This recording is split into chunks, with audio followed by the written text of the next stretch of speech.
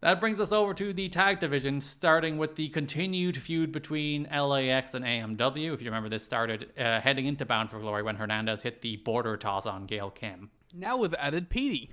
Yes, we have flag burning, racism, and Petey Williams. We'll get into it.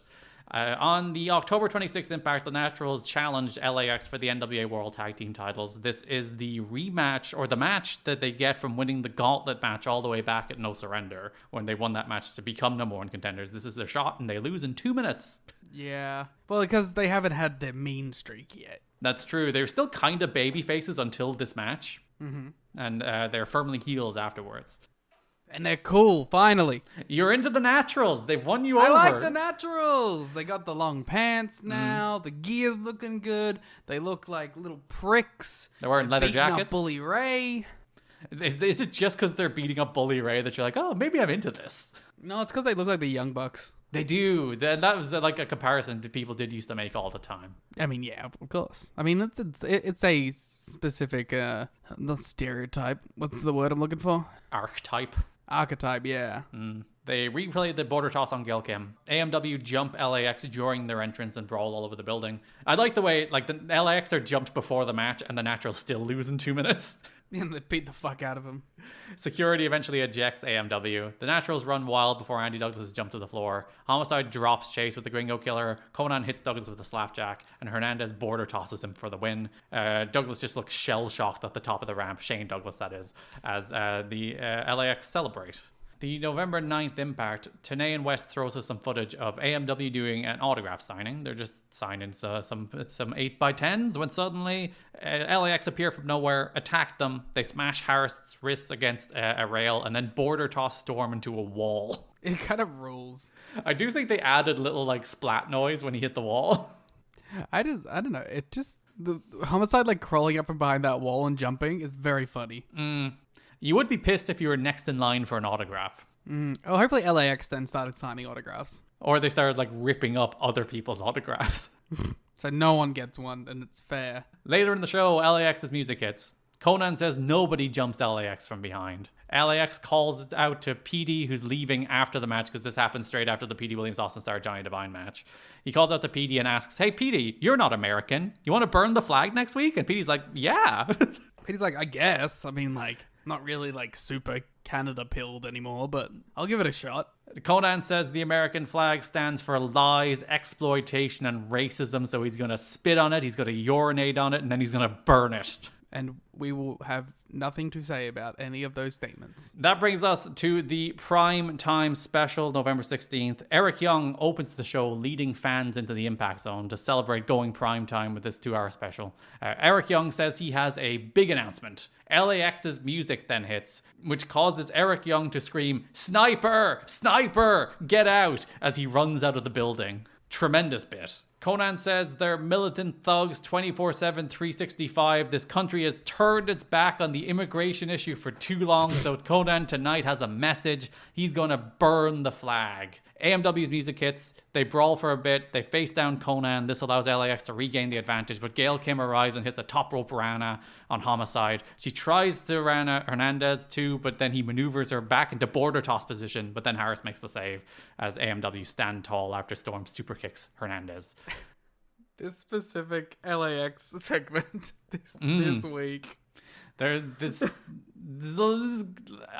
This aired on television in 2006, man. Oh, God.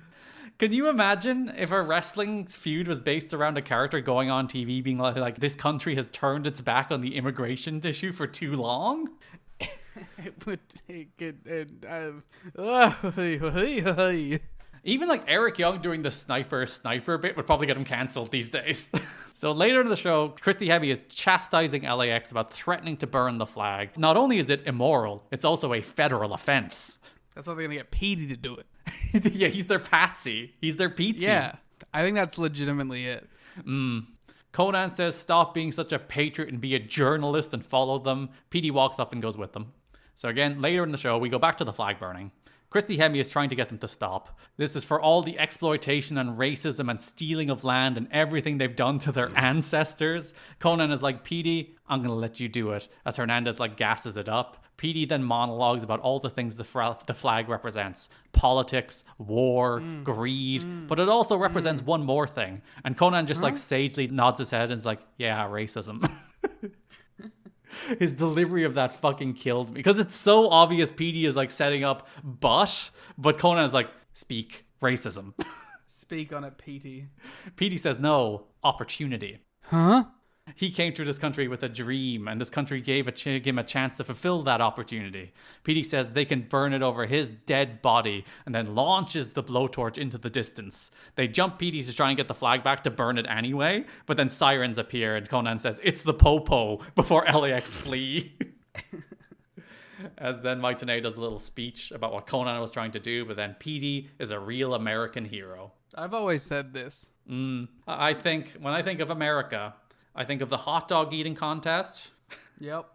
I think of their various bad sports.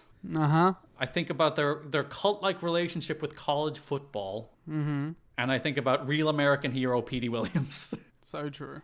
Those are the things that are most quintessentially American to me. That does set up the pay-per-view match, which is America's Most Wanted challenging LAX for the NWA World Tag Team titles. It seems reductive to talk about a tag team championship match after they tried to burn the flag on television, but that's what it's building to. JB has LAX earlier in the show. JB is aghast at them wanting to burn the flag, but Petey stopped them. Conan says, like a true Canadian, he's a coward, and if he wants to serve a country that sends its people to get slaughtered under false pretenses in Iraq, then that's fine. Conan fucking spitting this month. Again, how did this air without anybody being like, what the fuck?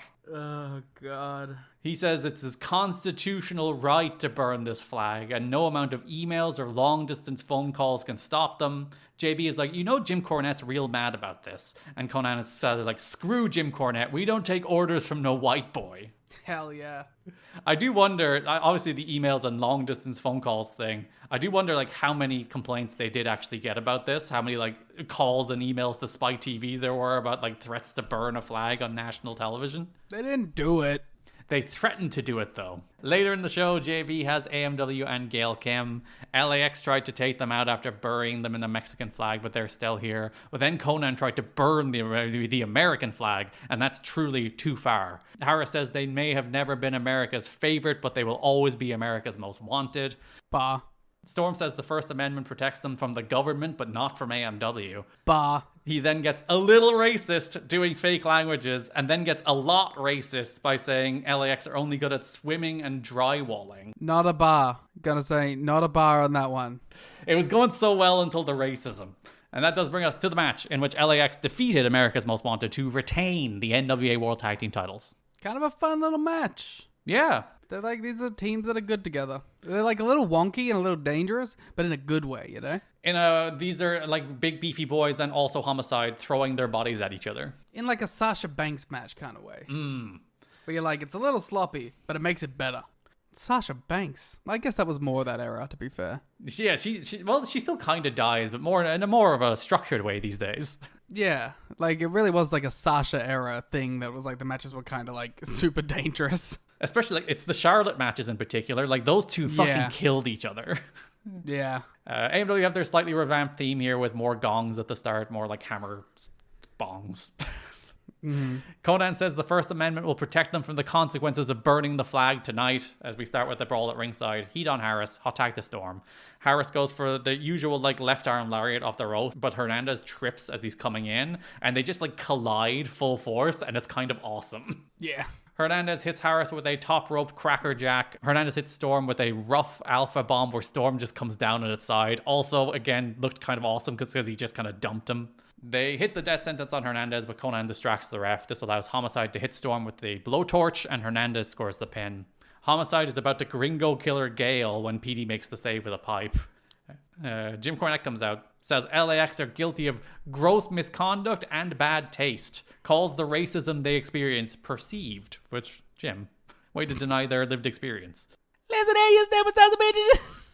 gives a hoorah speech about all the people who died for the flag to defend their rights. And that is literally one of Conan's points.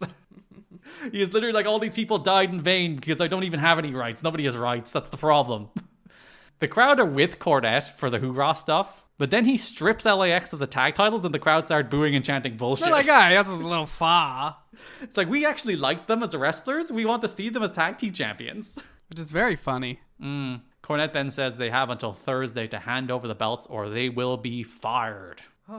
So a wild month, a wild angle, the kind of thing, every step of the way you're like, this would have caused 17 different culture wars if it happened today. Which somehow makes it feel all the more timely to watch now. It feels so timely. It's crazy. It's very strange to watch somebody go on TV being like, how dare you demonize immigrants? And you're like, yes, preach. It's very, very strange. But because like people talked about how like cutting edge this was at the time. And it's one of the very, very, very rare instances of a wrestling company using a current like political issue in a way that doesn't feel real, corny, and bad. Yeah.